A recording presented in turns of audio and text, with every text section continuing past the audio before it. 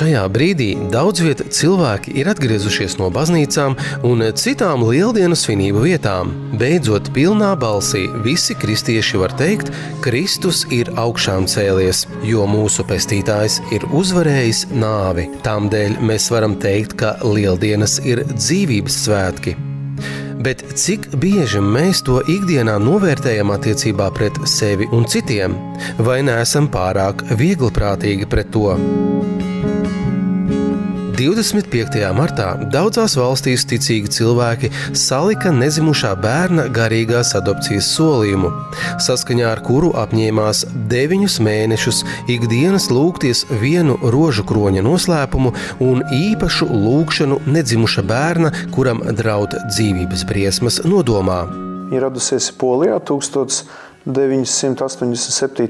gadā, vai apmēram tajos gados, radusies Varšavā, Paulīniešu klosterī, kā atbilde uz tā laika izaicinājumiem, kas skar abortu mentalitāti un cīņu par un pret dzīvību. Paulīniešu mūki, tātad tie ir mūki, kas apkalpo Čenstohovas svētnīcu, kur lūdzās pie Dievmātes svētbildes, tātad viņi ir tie, kas aprūpē šos svētceļniekus, un viņi sapratīja, saņēma no Dieva tādu aicinājumu, veidot tādu lūgšanu akciju, piedāvāt cilvēkiem garīgi adoptēt kādu bērnu, kurš atrodas mātes miesās, kuru vārdu zina tikai Dievs, un apņemties šo lūgšanu veikt 9 mēnešu garumā, tikpat ilgi, cik šis bērniņš atrodas mātes miesās. Un tā kustība iesākās sākumā Varšavā, pēc tam visā Polijā, un 2000. gadā vai 2001. gadā viņi atnāca arī uz Latviju, jo arī Latvijā ir paulīniešu mūki. Viņi dzīvo Skaistkalnē un Ventspilī, bet tieši Skaistkalnē, kur ir Skaistkalnes Dievmātes ģimeņu karalienes brīnumdarītājs svētbilde. Tātad šīs svētbildes priekšā arī notika viena no pirmajiem šie garīgās adopcijas solījumiem. Šobrīd jau ir ļoti daudz cilvēki, kas ir garīgi adoptējuši un turpina adoptēt šos bērniņus. Arī šogad šie solījumi tika salikti vairākās draudzēs Latvijā. To cilvēki izdarīja publiski un tādējādi visas draudzes priekšā apņēmās nemitīgi lūgties šajā nodomā. Kristus ir augšām cēlies, bet atceramies, ka viņš mira par mūsu grēkiem un viņa krusta nāve un augšām celšanās ir mudinājums turpināt sekot Dieva baušļiem arī turpmāk. Lūgšanas ir tas neredzamais spēks, kuram pateicoties mūsu dzīve var aizvien vairāk tuvināties evaņģēlija patiesībām. Par lūgšanu nozīmi mēs jautājam vairāku konfesiju pārstāvjiem un par atšķirīgo un kopīgo sarunās ar Dievu spriediet paši. Visas šīs sarunas raidījumā atspoguļot nespēsim, tādēļ jūs varat interviju plašākas versijas atrast raidījuma Facebook profilā. Kā jūs varētu skaidrot lūgšanas nozīmi cilvēka dzīvē? Seviļas Izidora, tas ir 5. gadsimta svētais, Seviļas arhibīskaps. Viņš saka tā, viņš uzsver tā saucamās garīgās lasīšanas nozīmi. Viņš saka, garīgajai dzīvei, to var salīdzināt ar 2 spārniem. Lai tu lidotu uz priekšu garīgajā dzīvē, tev ir vajadzīgi 2 spārni. Viens spārns ir lūgšana, un tur viņš saka, lūgšanā cilvēks runā. Viņš saka, lasīšana, jo lasīšanas laikā Dievs runā. Viņš runā uz tevi caur svēto rakstu tekstu. Mūsu prāts tiek apgaismots. Bet, protams, te es gribu papildināt tomēr šo svēto Seviļas arhibīskapu, ka lūgties ar saviem vārdiem, lasīt, un 3. elements – klausīties. Parasti pirmā lūgšana manā pieredzē bijusi: Dievs, ja tu esi, palīdzi man šajā situācijā vai atklājies man. Un tas mūs aizved līdz tādam arī kā mazam zīdēnim, kurš brēc pēc palīdzības, lai ievilktu pirmo gaisu. Uz ar to lūgšana ir patiesībā mūsu vajadzība, ar kuru mēs vēršamies pie Dieva. Un viņai nav jābūt pareizai vienmēr, bet viņai jābūt ir patiesai. Un tad, kad mēs patiesi no sirds saucam, lūdzam, mēs ieraugam, ka kāds mums sāk atbildēt. Un tad jau mēs sākam vairāk, ka mazbērns iemācās runāt, viņš saprot, ko tēti mammai var prasīt, ko nē. Tad mēs ienākam tuvāk pie tās lūgšanas, ko Dieva dēls mācīja. Ko viņš saka, jūs gribat lūgt Dievu, lūdziet šādi: mūsu Tēvs debesīs, svētīts, lai top tavs vārds. Un tad viņš saka, un tad lūdziet, lai nāk tavs prāts un tava valstība notiek mūsu dzīvē. Un tad mēs sākam iemācīties, ka mūsu lūkšanas varbūt kļūst par egoistisku, varbūt viņas kļūst tādas sautīgas, un tad Bībele saka, lūdz, lai Dievs tev dod to, ko viņš tev grib, nevis to. Ja mēs gribam atbildēt uz jautājumu, kāpēc vajadzīga ir lūkšana, tad vajadzētu atbildēt uz jautājumu, kāpēc mēs savā starpā sarunājamies, piemēram, vecāki ar bērniem, vīri ar sievām, draugs ar draugu darbā. Ir daudz kas, ko mēs saprotam no pusvārda, daudz kas, ko mēs jau redzam no acīm, kas ir vajadzīgs, bet ļoti būtiski ir šī saskarsme un saruna, un tā ir arī galvenā lūkšanas nozīme. Bībele pati saka Dievvārdos, ka Dievs ir tuvu tiem, kas viņu piesauc no sirds un patiesībā, un visur, kur ir atklāta, patiesa, dzīva saruna ar visvareno, klātesošo radītāju, tur ir arī patiesa lūkšana. Guntis Dišlers pirms 13 gadiem konvertējās no luterāņiem uz pareizticīgajiem. Šajā laika posmā ir daudz iepazīts un izveidojies savs stabils viedoklis. Mēs pareizticīgo baznīcā godājam baznīcas tradīciju. Mēs godājam baznīcas tradīciju. Mēs respektējam. Nevis kā pašmērķi, bet mēs uzticamies tam, ko cilvēki, domādam par Dievu, kas ir lūgušies, kas ir gājuši cauri askēzes ceļam. Pirmajos 5, 6, 7 gadsimtos, tas ir tā saucamais baznīcas tēva laiks, no 2. līdz 7., 8., kad ir tapusi pareizticīgo baznīcas grunte, pamats. Un šie teksti, kurus mēs izmantojam dievkalpojumos, Jānis Zeltamute, Bazilejs Lielais, Jānis Pakāpnieks, Jānis Mosks, Makārijs Lielais un daudz citi svēti vīri, viņi ir uzrakstījuši pērles, viņi ir atklājuši šīs pērles, viņi ir aprakstījuši. Un diezi mums izdosies kaut ko labāk un vairāk pateikt par viņiem. Cita nelēma, ka mēs šodien savā arī garīgajā dzīvē esam ļoti pavirši un mēģinam vairāk uzticēties savai individuālajai, personiskajai, pēdiņās radošajai pieejai. Bet pareizticīgo baznīca aicina visu laiku iet pie saknēm, pie pamata un nepazaudēt to. Lūkšana ir tāpat kā maize. Lūkšana dod dievišķo prieku, man personīgi dod Dieva mīlestību, dievišķo prieku un svētību visai dienai. No rīta, kad pieceļoties, palūdzos, ir pilnīgi savādāks garšstāvoklis un arī diena. Tas ir prieks ar Dievu būt kopā. Un tā kā teica svētais Augustīns, dziesma ir tā kā divkārša lūkšana. Brīžiem tas notiek ļoti, ļoti viegli. Un tie vārdi paši tā kā atnāk un rodās gan mūzika, gan arī sameklēja vārdus. Un tā svētā gara palīdzība tiek atrasta īstie vārdi. Tas ir mans dialogs ar Dievu un arī reizē cilvēkiem dāvana, ka es varu dalīties ar savām lūkšanām. Tas ir tas, ko es pati izdzīvoju. Tas ir vairāk un varbūt tas cilvēks uzrunā, ko es pati izdzīvoju. Un arī tās lūkšanas, kas mani uzrunā. Tajā brīdī, kad tā dziesma top, es katrā ziņā nedomāju par to, ka man tagad ir noteikti kāds vēstījums jānodod, bet tas nāk no sirds. Ļoti, ļoti Dievs pasauli mīlēs, kā viņš tevi savu dāvu, lai neviens, kas tic uz viņu,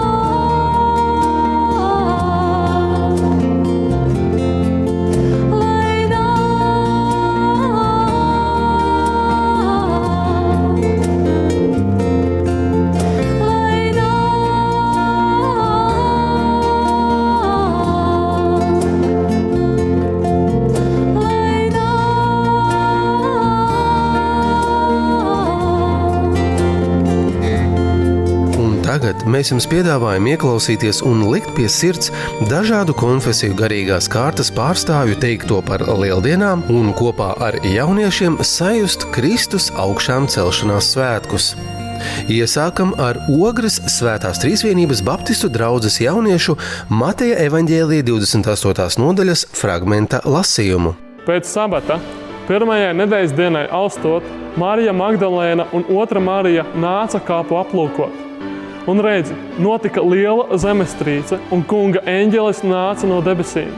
Pienāca, novēla akmeni un apsēdās uz tā. Viņa izskats bija kā zibens, un drēbes baltas kā sniegs. Sargi drebēja no bailēm un bija kā miruši. Tad eņģelis uzrunāja sievietes. Nebīsties, es zinu, ka jūs meklējat Jēzu, kas bija krustā sists. Viņa šeit nav, jo viņš ir augšām cēlies, kā viņš bija sacījis. Nāciet, skatiet to vietu, kur viņš tika guldīts. Un steidzieties un sakiet viņa mācekļiem, ka viņš ir augšām cēlies no mirušajiem. Redzi, viņš pirms jums noies uz Galileju, tur jūs viņu redzēsiet. Redzi, es jums to jau esmu teicis. Tad tās steigšas devās prom no kapa, baiļu un liela prieka pārņemtas. Tās skrēja pasludināt šo vēsti viņa mācekļiem. Pēkšņi tām pretī nāca Jēzus, sacīdams: esiet sveicinātas. Viņas pienāca klāt, apkampa viņa kājas un viņu pielūdza. Tad Jēzus tām sacīja: nebīstieties, ejiet un paziņojiet maniem brāļiem, lai tie dodas uz Galileju, tur tie mani redzēs.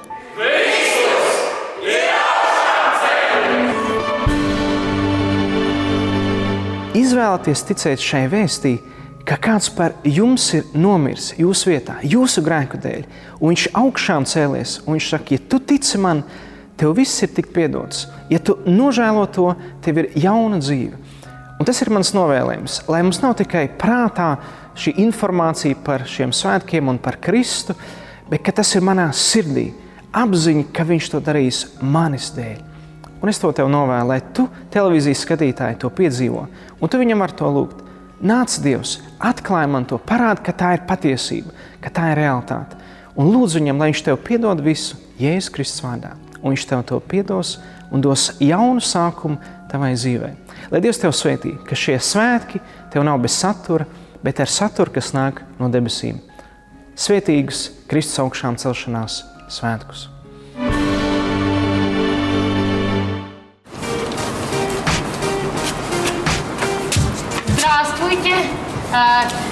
Я бы хотела вас пригласить в церковь в субботу, нет, в воскресенье. Вообще будет праздник, Иисус воскрес, и вы хотите прийти со мной? Jā, tikai es neko nesapratu, ko jūs gribējāt no manis. Neko.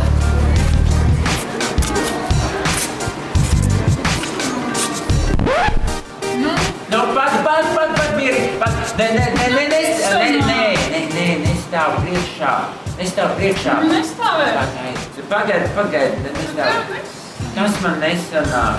Viss kārtībā, Rēne. Es varētu jums palīdzēt. Labi, jā, vispār vajadzētu repēst, nomainīšu to kameru, jā. Tad tā, un tad nospiežēt to foto, un tā, lai mēs būtu sapratāt, jā? Jā, kā, jā.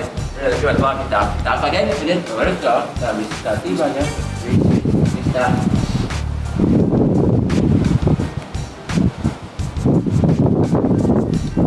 Kur jūs tā sakosušies? Nu, baznīcas. Jā, baznīcas bija, jā. Kāpēc jūs tik priecīgi? Liela diena. Nu kā, Kristus augšām celšanās svētki un stāstīja par Jēzu, kā viņš nomira par mūsu grēkiem, un tad mēs esam glābti. Vai jums nešķiet, ka arī mani vajadzētu uzaicināt uz baznīcu?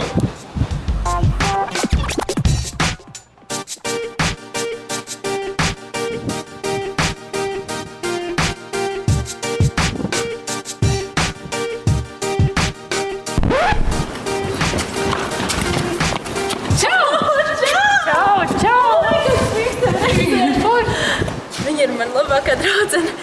Un es atkal esmu paznīcu. Viņa domās, ka es esmu dīvaina. Es viņu uzaicināšu vienkārši uz vakariņām. Man šī draudzene, viņa ir riktīgi forša, un viņa katru svētdienu iet uz to baznīcu, un izskatās, ka viņai tāds piepildījums dzīvē ir. Kāpēc viņa man nekad neaicina? Klausies, man ienāca tāda ideja, varbūt tu vēlētos. Es tevi gribu uzaicināt uz bazni. Viņām. Es tevi gribu uzaicināt uz vakariņām. Pie sevis. Bet kaut kas par Dievu? Nē, pie manīm vakariņām. Bez draudzes. Bez draudzes. Vīnu iedzersim bez tā visu. Labi, tad. Jā, tad rīt vakar. Jā? Rīt vakar, jā. Labi. Čau.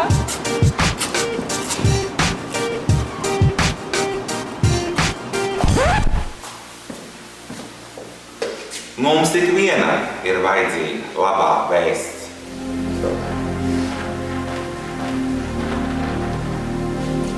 Neskatāmies apkārt, bet skatāmies uz kaimiņiem un dalāmies ar to, ko mēs varam dalīties. Dažreiz mēs gribam izlikties labāk nekā esam, bet mēs neesam labi. Dievs ir labs. Dažbrīd prieka eiforijā mēs aizmirstam dalīties ar labo vēsti, kas mums ir. Tāpēc iesaku dalieties ar saviem mīļajiem un apkārt esošiem.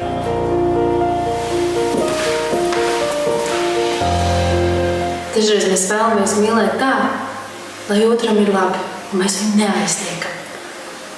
Un tā mēs kaut ko īstu mēdzam pazaudēt. Dieva mīļotie, mēs šodien svinam Lieldienas, vislielākos svētkus. Un vislielākajiem svētkiem ir vislielākais iemesls, ko mēs svinam Lieldienās. Kristus ir augšām cēlies, viņš patiesi ir augšām cēlies. Lūkas evaņģēlijā gan varam lasīt, ka mācekļi tā uzreiz nesāk svinēt. Kad Jēzus nostājās viņu priekšā, viņu vidū dzīvs, tie pārbijās, jo domāja, ka redz spoku, un tādēļ Jēzus uzaicināja viņus ēst kopā ar viņu, pieskarties viņa brūcēm, lai viņi pārliecinātos un aptvertu, ka viņš ir dzīvs un īsts. Svētki sākas tad, kad Kristus ir īsts un dzīvs. Līdz šai dienai nav maz cilvēku, kuriem kaut kā kļūst neumulīgi, viņus kaut kā atgrūž vai pat baida vārds par Kristu, par visu kristīgo, izdzirdot par tā saucamajām kristīgajām vērtībām, viņiem spokojas viduslaiki, aizliegumi, pelēka dzīve. Un taisnība jau ir, no spokiem katram kļūst neumulīgi ap dūšu. Svētki sākas, svinēt var sākt tad, kad ir piedzīvots un aptverts, ka Kristus ir dzīvs un īsts. Un to es novēlu katram šajās lieldienās savā dzīvē atklāt Kristus realitāti, ēst kopā ar viņu, staigāt kopā ar viņu, pieskarties viņam, svinēt dzīvi kopā ar viņu. Kristiešus apsveicu ar Kristus uzvaru. Mēs zinām, ticām un apliecinām, ka Kristus ir cietis, miris un augšām cēlies par mums. Viņš ir uzvarētājs, viņš ir ar savu uzvaru pār nāvi atņēmis velnam un ellē katru varu pār mums. Tad arī dzīvosim tā, lai viņu ar savu dzīvi neatraidām. Visus pārējos es apsveicu ar to, ka jums vēl ir iespēja priekšā atklāt Kristus īstenību savā dzīvē, atrast savai dzīvē jaunu, krāšņu un dzīvību dodošu dimensiju. Tā ir liela dāvana. Priecīgas visiem Lieldienas! Visautentiskākie ticības liecinieki ir jaunieši. Viņiem tas sanāk brīvi, dabiski, bez rāmjiem, nepastarpināti.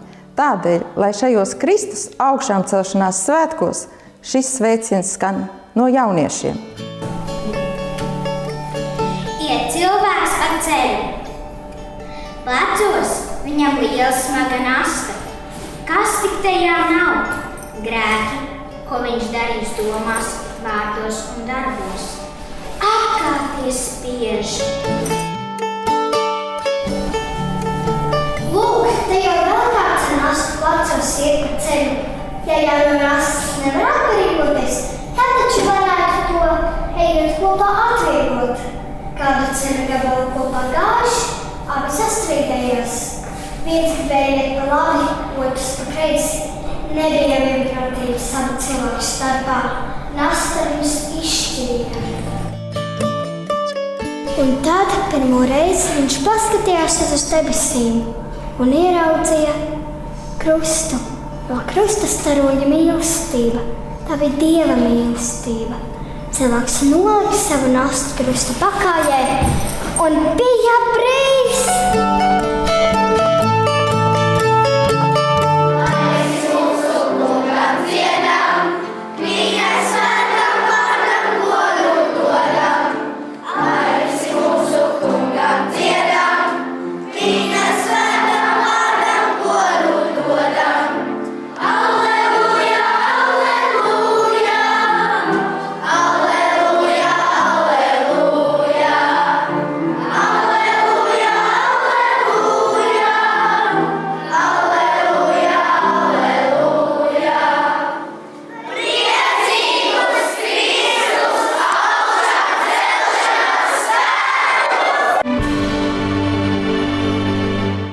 Šī augšām celšanās, šis notikums, tas, ja mēs tam atveramies un ticībā to pieņemam, tad tas var pārveidot un pārveido arī mūsu sirdi, mūsu dzīvi. Jo šajā notikumā tika pārvarēta nāves un ļaunuma vara. Tā bija Dieva atbilde uz ļaunuma noslēpumu, uz ļaunuma realitāti pasaulē. Un tā priecīgā ziņa ir tāda, ka ne ļaunumam pieder pēdējais vārds, bet gan Dieva mīlestībai un Dieva spēkam, kurš piecēla Kristu no miroņiem. Es novēlu, lai šī notikuma starojums, lai šī notikuma atblāzma nāk par katru no jums un piepildē jūs ar cerību, piepildā ar prieku un arī ar spēku dzīvot saskaņā ar to misiju, ar to aicinājumu, ar to sūtību, ko Dievs ikvienam no mums ir uzticējis. Priecīgus jums un gaišus Kristus augšām celšanās svētkus!